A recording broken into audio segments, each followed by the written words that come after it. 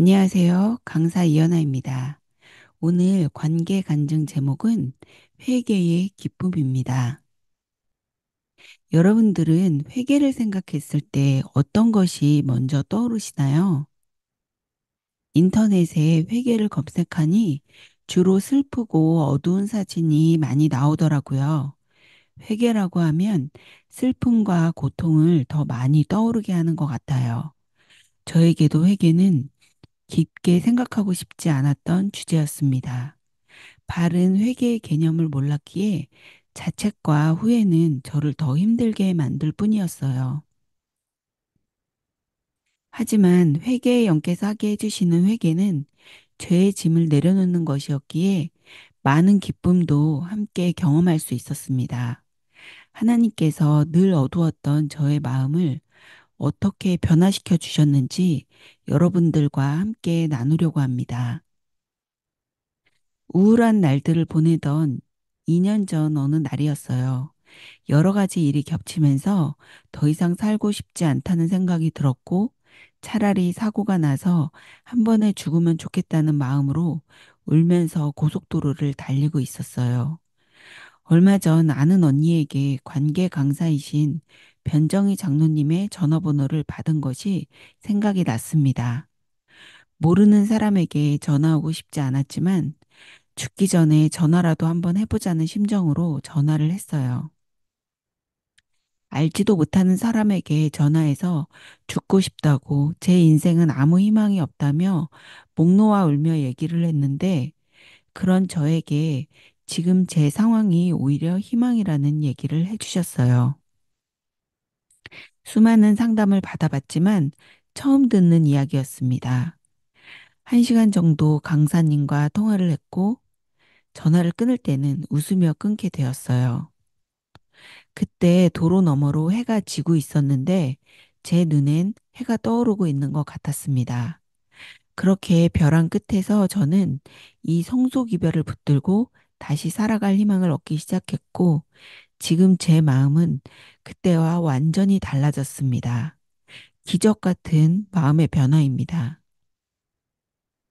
저를 우울하게 만들었던 원인은 모두 제 안에 있었습니다. 제가 붙들고 있었던 자아의 짐을 깨닫고 버리는 것만이 우울함에서 벗어나는 길이었어요. 세상의 방법도 좋은 사람들과의 관계도 신앙생활도 일시적인 위로는 되었으나 마음을 변화시킬 능력은 없었습니다. 주위 환경과 상관없이 늘 마음에 우울함과 불안함이 있었기에 완전한 쉼을 얻을 수 있다는 이 성소 진리는 저에게 진정한 복음으로 들렸습니다. 그것만 얻을 수 있다면 모든 소유를 당장이라도 다 버리고 싶었어요. 마음의 고통에서 빨리 벗어나고 싶었거든요. 그렇게 우상과의 전쟁을 시작하게 되었습니다. 모든 소유를 버리는 일은 끊임없이 저의 실체를 보는 시간들이었습니다. 마음속 깊이 감춰놨던 숨기고 싶은 저의 모습들이 말씀을 통해서 주위 환경을 통해서 계속 드러났어요. 자아는 쉽게 소유권을 놓으려 하지 않았고 죄가 드러날 때마다 마음의 투쟁을 겪어야 했습니다. 성소의 지도를 아무리 머리로 이해했다고 해도 고난이 닥쳐오면 매번 흔들리는 제 자신의 연약한 모습을 끊임없이 보는 시간이었습니다. 하지만 성소 지도가 있었기에 넘어져도 다시 일어서서 갈 수 있었습니다. 불신이 올 때마다 성소 지도를 켜서 목적지를 분명히 다시 입력하고 현재 위치가 어딘지 계속해서 확인했기에 지금 왜 이런 일이 일어날 수밖에 없는지 알 수 있었고 넘어져도 다시 나아갈 힘을 얻었습니다. 치워도 치워도 자아 속 죄의 쓰레기는 끊임없이 나왔습니다. 그럴 때마다 제 자신에게 실망스러웠어요. 언젠가는 줄어들겠지 했는데 꺼내면 꺼낼수록 더 많아지더니 저의 전체가 아예 죄의 쓰레기로 가득 차 있다는 것을 알게 되었습니다. 선한 것이 하나도 없음을 알고는 있었지만 현실로 확인하니 더 이상 아무것도 할 수 없는 상태인 것을 인정하고 받아들이는 수밖에 없었어요. 비참한 현실이었습니다. 그동안 숨쉬듯 지었던 죄들이 눈으로 확인하니 사단의 도구로 열심히 일하고 있었다는 사실이 끔찍했어요. 제가 숨을 쉬면 사단의 숨결로 공기를 더럽히는 것 같았습니다. 제 안에 악한 죄들로 가득 찬 것을 알고선 예전처럼 살 수는 없다는 생각이 들었어요. 이러지도 저러지도 못하는 상황이 되었습니다. 의심이 생겼어요. 십자가에서 새 마음을 받을 수 있다는 게 가능하긴 한 건가? 이렇게 많은 쓰레기를 치우려면 평생 걸리는 거 아닌가? 괜히 들쑤셔서 감당할 수 없는 상황이 된 것 같았어요. 벼랑 끝에서 어떻게 살아났는지 그새 다 잊어버린 불신이었습니다. 한심했지만 제 상태 그대로 매달릴 수밖에 없었습니다. 확신을 주지 않으면 더 이상 아무데도 가지 못한다며 길을 잃은 어린아이와 같은 마음으로 매달려 기도했습니다. 하나님께서 제 기도를 들으시고 탕자의 이야기를 통해 깊은 회개의 경험을 하게 해주셨고 제 마음에 확신을 주셨습니다. 탕자를 죄에서 돌이키게 하기 위해 단계별로 허락하신 일들을 보며 그동안 제 인생에 있었던 일들을 생각하게 되었습니다. 제가 태어나는 순간부터 지금까지의 모든 시간이 회개를 위해 주어진 시간이었다는 것을 알게 되었어요. 제가 하나님을 찾고 찾았다고 생각했는데 그게 아니었습니다. 제가 가장 약해지고 외롭고 비참한 처지라 생각했던 그 상황들이 비로소 예수님을 바라보고 죄에게서 돌이킬 수 있는 기회였어요. 그것도 모르고 몇십 년을 제 옆에 서 계신 예수님을 모른 채 어디 계시냐고 원망하며 살았습니다. 이것이 마음으로 깨달아지니 무지가 얼마나 큰 잘못인지 깨닫게 되었고 그런 저를 하나님께서 진작에 포기하고 버리셨다고 해도 당연한 것이지 억울할 일이 아니라는 생각이 들었습니다. 사람은 되지만도 못한 취급을 했는데 하나님께서는 돌이킬 자유를 주셨다는 말씀에 선택의 자유를 주시는 하나님의 사랑에 큰 감동을 받았습니다. 저는 다른 사람의 감정을 잘 느끼는 민감한 성격이라 제가 거절을 하거나 반대 의견을 내서 상대방의 기분을 상하게 만드는 것이 너무 두려운 일이었어요. 옆에 사람이 기분이 안 좋으면 저도 함께 우울해지기 때문에 어릴 때부터 항상 눈치를 받고 분위기에 맞춰서 제 생각과 행동을 결정하며 살아왔습니다. 그 순간엔 그렇게 하는 것이 더 마음이 편했지만 억눌렸던 제 생각과 욕구는 쌓여서 마음의 병을 키웠던 것 같아요. 그런 저에게 하나님께서 주신 이 선택의 자유는 사람과의 관계에서 한 번도 경험해 보지 못했던 완전한 선택의 자유였습니다. 하나님은 제 결정에 따라 저에 대한 태도나 사랑이 전혀 변하지 않으실 거니까요. 하나님께서 선악과와 생명과를 선택할 자유를 주신 것이 이렇게 깊은 사랑인지 몰랐습니다. 명령을 복종시키는 상하관계가 아닌 인격적으로 사랑의 교제를 나누는 관계를 원하신 것이었어요. 사단이 그 자유의 사랑을 비틀어 자유를 뺏어가시는 분으로 하나님의 품성을 오해하게 만들었다는 것을 알게 되었고, 그런 사단의 생각에 따라 하나님의 사랑을 오해했던 것이 마음으로 깨달아지니 깊은 회개의 눈물을 흘리게 되었습니다. 그동안 반복되는 좌절을 겪으며 저도 혼인잔치에 초대를 받은 게 맞는지 확신을 할 수가 없었어요. 부른 적도 없는데 혼자서 착각하고 열심히 가려고 했던 것은 아닐까 하며 용기를 잃었는데 이 깊은 회개를 통해 하나님이 저를 부르셨다는 확신을 갖게 되었고 하나님께서 직접 제 이름이 적힌 초대장을 받은 것 같았어요. 그 뒤로 제 마음은 완전히 달라졌습니다. 부르심의 초대장, 현아에게 너는 두려워하지 말라. 내가 너를 구속하였고 내가 너를 지명하여 불렀나니 너는 내 것이라. 너를 창조하신 여호와가.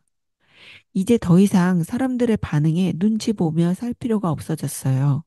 하나님께서 직접 주신 이 부르심의 초대장이 저에게 가장 귀한 것이 되었고 다른 것들은 다 양보할 마음이 생겼습니다.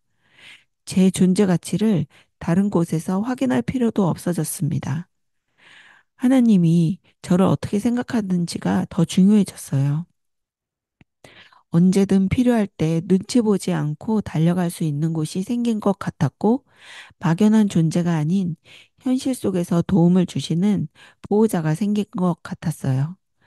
하나님께서 제 기도를 들어주셨다는 믿음이 생기니 하나님을 어린아이처럼 신뢰할 수 있게 해주셨고, 말씀을 있는 그대로 단순하게 믿게 해주셨습니다.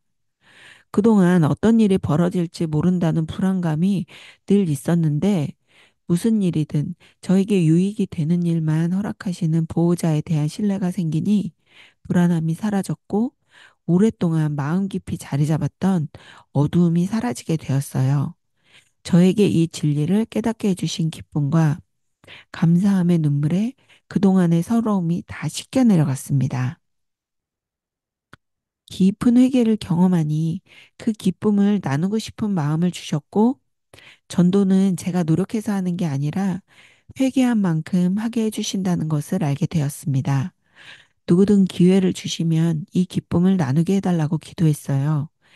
근데 저는 말을 조리 있게 하지 못하고 말할 때도 알지 못하니 때도 알려주시고 또 해야 할 말도 입에 넣어주시기를 기도했습니다.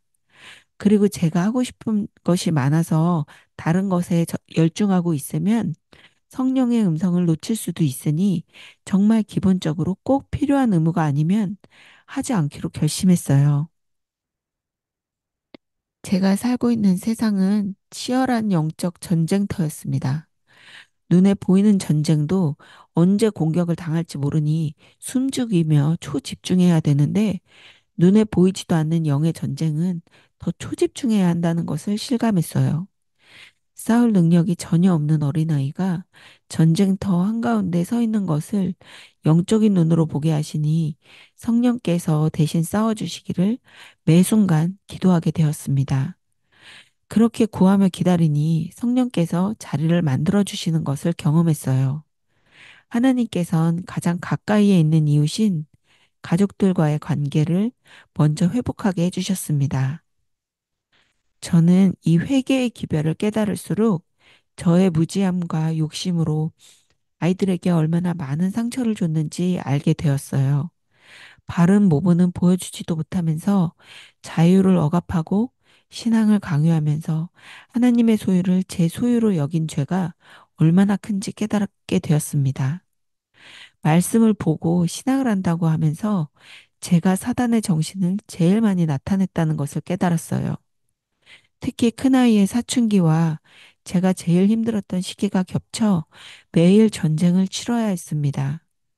하지만 제가 깨달았다고 해도 부딪히는 순간이 되면 죽지 않은 제 자아가 올라와 감정과 투쟁을 해야 했어요. 우리의 씨름은 혈과 육을 상대하는 것이 아니요 통치자들과 권세자들과 이 어둠의 세상 주관자들과 하늘에 있는 악의 영들을 상대함이라는 이 말씀을 붙들고 감정이 올라올 때마다 이건 사람과의 싸움이 아니고 영의 싸움이라는 것을 생각하며 기도로 매달렸습니다. 저는 인내가 없지만 제가 죽고 예수님의 인내만 나타날 수 있게 해달라고 기도하고 또 기도하는 시간을 보냈어요.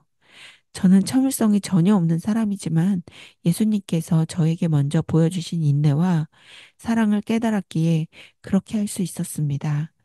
아무리 알려줘도 알아듣지 못하는 제 옆에서 몇십 년을 지켜보며 기다려 주셨는데 저는 아이들에게 조금도 참지 못하고 조급했던 제 모습을 깨닫게 해주셨기에 기다리는 시간조차도 감사함의 시간이었습니다. 제가 했던 일들을 생각했을 때 평생을 기다린다고 해도 저는 할 말이 없었어요.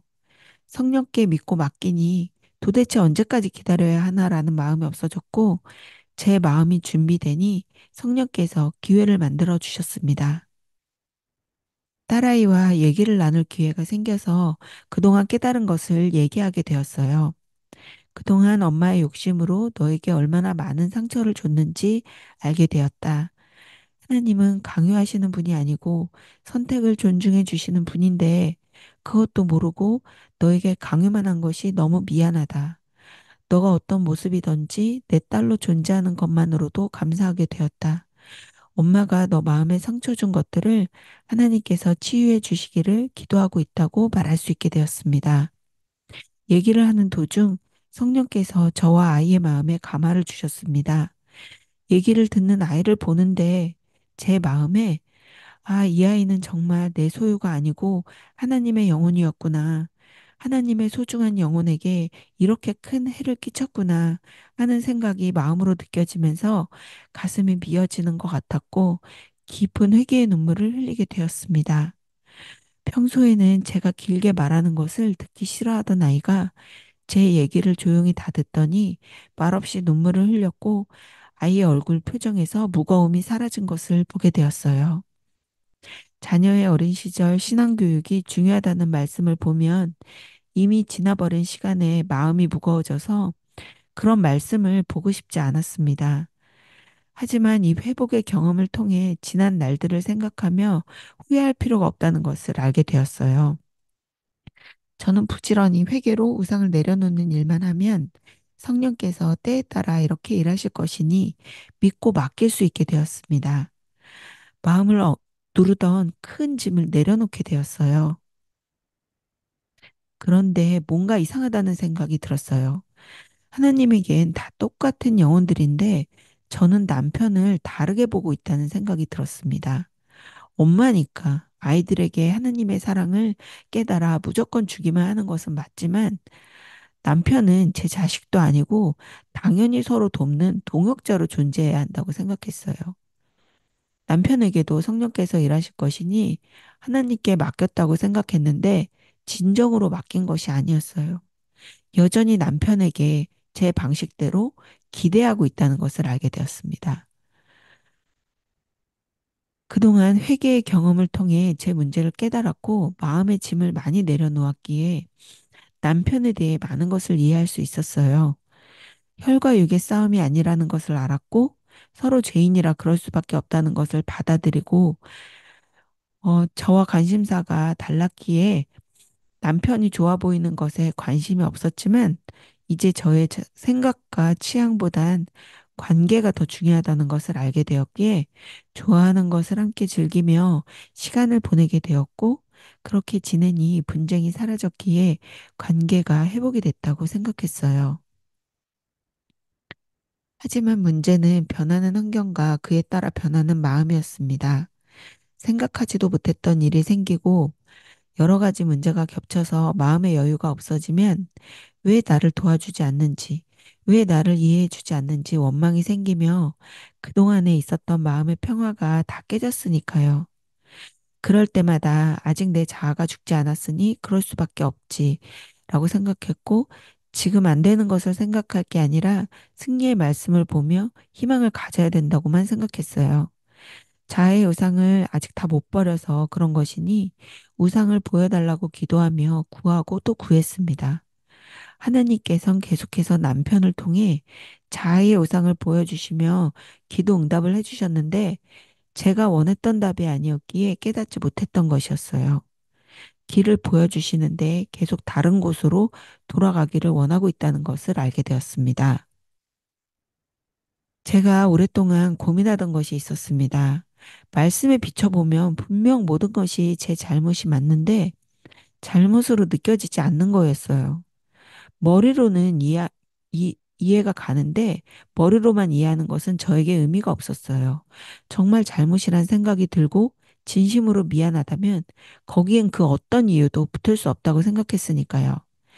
나도 잘못을 했지만 너도 잘못을 했다라는 마음으론 진정한 관계가 회복이 될 수 없다고 생각했습니다. 아무 이유를 생각할 수 없을 만큼 완전히 제 잘못으로만 느껴졌을 때 깊은 회개를 할 수 있었기 때문이에요. 제가 아무리 잘못을 깨달아도 똑같은 잘못을 반복한다면 그건 진정한 회개가 아니라고 생각했어요. 그저 발작적인 감정이라고 여겨졌고 더 이상 그런 일을 반복하고 싶지 않았습니다. 문제를 알게 되었어요. 나만 잘못이 있는 게 아니고 남편도 문제가 있는 것이니 같이 맞춰야 된다고 생각하고 있었고 그 생각을 하고 있다는 건 진심으로 제 잘못이 뭔지 깨닫지 못했다는 얘기였어요. 이것을 해결하지 않으면 더 이상 길이 막혀서 갈 수 없다고 하시는 것 같았어요. 하지만 이 문제는 들추고 싶지 않았습니다. 이전에 비해 많이 평화로워졌고 관계가 많이 회복이 됐으니 앞으로 점점 좋아지면 될 것 같은데 왜 지난 시간을 굳이 꺼내야 될까? 생각하고 싶지 않았어요. 하지만 이 문제들을 덮어둔 채로 회복하려고 하는 마음이 어떤 것인지 알려주셨습니다. 하나님께서 주셔서 나와 함께 있게 한 여자가 나무 열매를 줘서 내가 먹었고 뱀이 나를 꿰어서 먹은 것이다. 이렇게 서로 핑계하고 원망하는 사상이 깔려 있다는 것을 알게 되었어요. 제 잘못만 보이는 게 아니라 남편을 원망하는 마음이 한 번이라도 올라온다는 것은 하나님을 원망하는 사상을 간직하고 있던 것이었습니다. 관계는 그대로 두고 제 자아만 죽고 거듭나면 된다고 생각했는데 부부의 관계도 예수님의 반석에 떨어져 깨져 다시 언약을 맺지 않으면 지금 상태로는 아무리 좋아 보여도 비가 오고 바람이 불면 무너질 모래 위에 집을 지어 놓은 것이었어요. 서로 싫어하는 것을 알고 많이 양보하며 맞추려고 노력하고자 하는 마음을 주셨기에 회복으로 보였지만 온전한 하나님의 마음은 아니었습니다.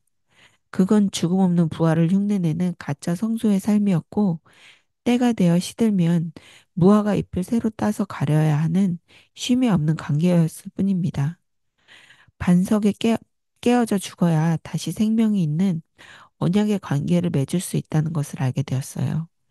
지금처럼 회피하려는 마음으로는 제가 원하는 온전한 회개는 이룰 수 없다는 것을 알게 되었습니다.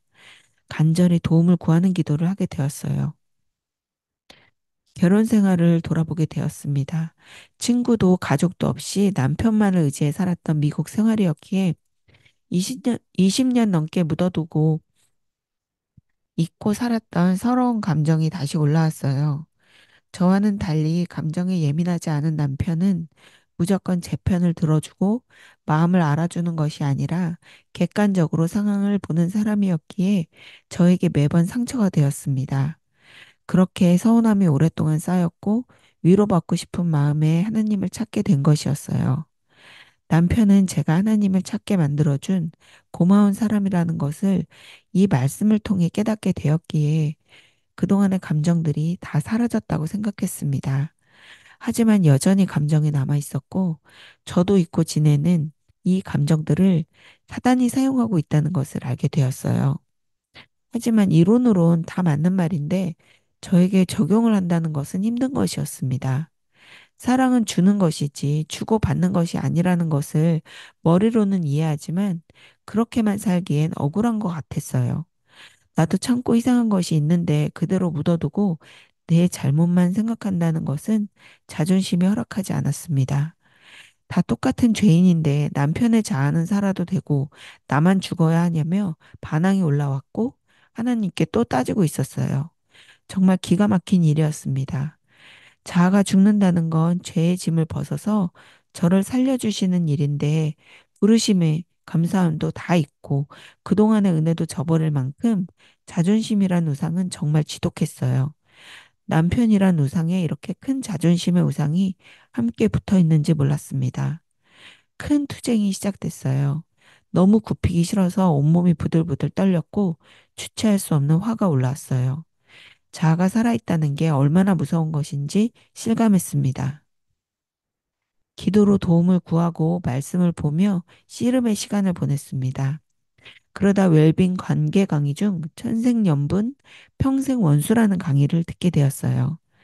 강의의 설명을 통해 지금 상황이 어떤 것인지 영적인 원리로 이해되니 마음이 가라앉는 것을 느꼈고 강의를 듣던 중 회개의 영이 마음에 감화를 주셨습니다.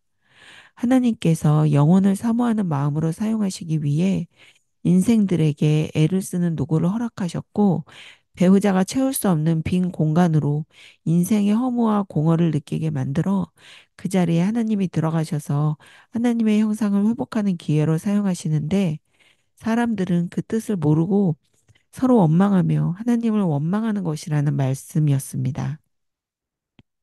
저를 회복시키기 위해 부부로 만나게 해주셨고 남편이 저를 서운하게 해서 공허하고 힘들었던 것이 아니라 하나님을 위해 그 빈 공간이 필요했던 것이었어요.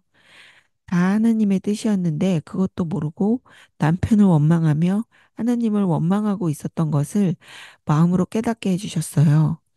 저만 자아가 죽으려 노력하면 된다고 생각했는데 같이 그 일을 돕느라 남편도 애쓰고 있는 것이었어요. 그렇게 둘이 함께 일하고 있다는 것을 알게 되니 제 원망엔 정당한 이유가 하나도 없다는 것을 깨달았습니다. 깊은 회개의 눈물을 흘리게 되었어요. 미워하며 죽여온 지난 시간은 되돌릴 수 없다는 생각에 견딜 수가 없었습니다. 단 한 개도 핑계할 것이 없는 명백한 저의 잘못만 있다는 것을 깨달으니 그 모든 시간을 죽음으로 이끈 살인자라는 생각이 들었고 그 죄가 너무도 크고 무거운 만큼 큰 두려움을 느꼈습니다. 이 책임은 예수님만이 지실 수 있었어요. 그 무거운 죄책감을 예수님이 십자가에 얹을 수밖에 없었습니다. 그러고 나니 제 마음이 너무 가벼워진 것을 느꼈어요. 제가 버리기 싫어서 투쟁했던 이 짐이 제 마음을 얼마나 무겁게 했는지 알 수 있었습니다. 회개의 눈물로 그동안의 모든 감정들이 다 씻겨 내려감을 느꼈어요. 하지만 제 마음이 가벼워진 만큼 예수님은 얼마나 무거운 죄의 짐을 감당하신 건가 하는 생각이 들었습니다. 뭔가 또 이상하다는 생각이 들었어요. 사람을 미워하며 해를 끼친 것도 이렇게 마음이 아픈데 왜 예수님을 십자가에 못 박은 것은 금세 잊어버릴까 하는 것이었습니다. 그 사실이 잊을 수 없는 일이 맞나? 이해할 수 없다는 생각이 들었어요. 머리로만 아는 것은 모르고 있다는 것이었어요. 우연히 살인을 저지른 범죄자가 뉴스에 나온 것을 보게 되었습니다. 유가족은 슬픔을 감당하지 못해 거의 죽어가는데 살인자의 태도는 별로 미안해 보이지 않았어요. 그 모습 속에서 예수님을 죽인 제 태도가 어떠한지를 보게 되었습니다. 뭘 잘못했는지 제대로 모르고 있다는 생각이 들었어요. 왜냐면 진정한 회개를 통해 제 잘못을 깨달았을 땐 그 죄책감에 견딜 수가 없었거든요. 진짜 잘못이라는 것을 제대로 안다면 절대로 잊어버릴 수 없는 것이니까요. 이 무지를 깨우쳐 달라고 기도하게 되었습니다. 이에 예수께서 이르시되 아버지 저들을 사하여 주옵소서 자기들이 하는 것을 알지 못함이니이다. 예수님이 못 박는 장면에서 하신 말씀이 떠올랐습니다. 저는 이 말씀을 보며 자기가 뭘 하는지 어떻게 모를 수 있나 생각했어요. 제가 그 일을 매일 하고 있으면서 깨닫지 못하고 있었습니다. 죄를 간직하고 있기 때문에 아무것도 하고 있지 않아도 제 속에 살아있는 제가 예수님을 계속해서 못 받고 있는 것이었어요. 끔찍한 일이 이제야 정말 끔찍하게 느껴졌어요. 제가 숨 쉬는 그 모든 숨이 예수님을 찌르고 있는 것 같아서 가슴이 미어지며 깊은 회개의 통곡을 하게 되었습니다. 너무 큰 잘못을 저질러서 죽어도 죽어도 갚을 수 없는 이 상태를 어떻게 말로 표현을 해야 될지 모르겠어요. 드디어 제 마음을 짓누르던 무거운 죄책감이 뭔지 알게 되었습니다. 살인을 저지른 것도 끔찍한 일이지만 살인이 얼마나 잘못한 건지도 모르고 잊어버리고 사는 게 더 끔찍한 일이었어요. 저의 죄는 지금도 시퍼렇게 살아서 계속해서 예수님을 죽이고 있는데 이게 어떻게 2000년 전 이미 끝난 얘기가 될 수 있을까요? 어떻게 이런 잔인한 짓을 평생 하며 살 수가 있을까요? 자아가 죽지 않은 동안은 계속해서 예수님을 죽여야 되는데 그 사실이 너무 끔찍합니다. 저는 더 이상 그렇게는 못 살 것 같아요. 어릴 때부터 저를 괴롭혔던 고통의 원인을 이제야 찾았습니다. 한 번이라도 미운 마음이 들면 그 사악함이 항상 제 마음에 남아 있었어요. 미워하는 마음, 사랑하는 마음, 이 두 마음이 같이 있다는 것이 도무지 용납이 되지 않았습니다. 내 마음속 칼이 계속해서 저를 찌르고 다른 사람들을 찌르는 죄책감에 저는 평생 괴로웠어야 했습니다. 다 정신적인 문제라고만 했는데 진짜 죄책감의 원인은 따로 있었어요. 이제야 제대로 된 이유를 찾았습니다. 예수님을 죽게 만든 끔찍한 죄를 품고 있었으니 괴로운 것이 당연한 것이었어요. 괴로움의 원인을 알게 되니 그 어떠한 환경도 사람도 저에게 하나도 잘못한 것이 없다는 것을 깨닫게 되었어요. 예수님을 죽인 건 철저히 제 잘못이었는데 철면피같이 다른 사람을 탓하며 살았습니다.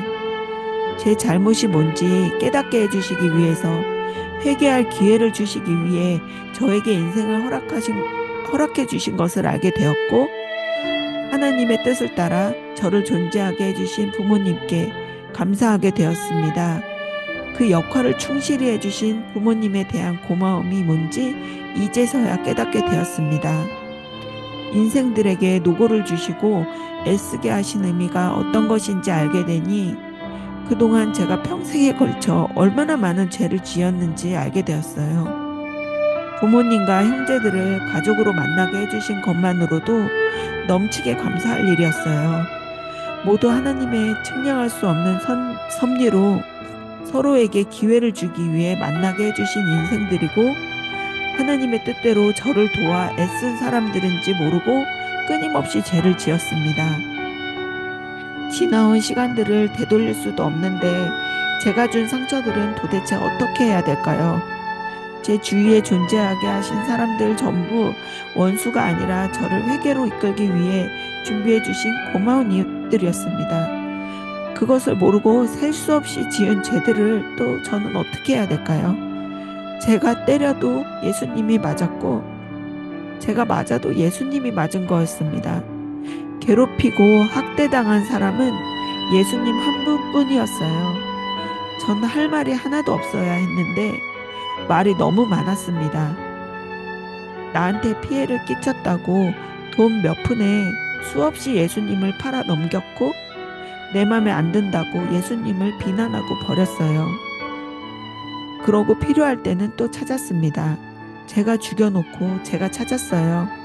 죄를 버리지 않고 품고 있으면 죄인이니까 죄를 지을 수밖에 없고 언제든 용서를 구하면 용서해 주실 거라 생각했는데 그건 죄를 계획하며 살인을 계획한 것이라는 걸 알게 되었습니다. 고의적인 죄는 왜 용서받을 수 없는지 알게 되었어요. 용서를 해주기 싫은 게 아니라 용서해 주시고 싶어도 제가 모르고 있으니 용서를 구하지 못했던 것이었어요. 그 어떤 죄도 예수님을 죽인 저의 죄보단 클 수 없다는 생각이 들었어요. 저의 무지가 가장 큰 죄였습니다. 제가 이렇게 수많은 죄를 봐야 하고 가슴이 미어지는 회개를 해야 하지만 그 안에 기쁨이 있는 것은 하느님의 사랑을 먼저 깨달았고 예수님께서 용서해 주신다는 확신을 주셨기 때문입니다. 이젠 자아의 죽음만이 저에게 희망입니다. 이 죄에서 벗어날 길이 있다니 너무 큰 기쁨입니다. 이와 같이 죄인 한 사람이 회개하면 하늘에서는 회개할 것 없는 의인 99으로 말미암아 기뻐하는 것보다 더하리라. 그동안 제가 죄를 반복함으로 십자가를 모욕하며 하늘에 끼친 슬픔을 생각했을 때 온 하늘을 기쁘게 할 수 있는 기회가 있는 것만으로도 제 삶의 가장 큰 영광이라고 생각합니다. 이 회개가 저에게 이루어질 수 있다는 승리의 확신을 주신 하나님께 감사드립니다. 성소에 보여주신 바른 지도를 따라 꼭 온전한 회개에 이르러 온 하늘의 기쁨이 되는 저와 여러분이 될 수 있기를 간절히 기도하며 간증을 마치겠습니다. 감사합니다.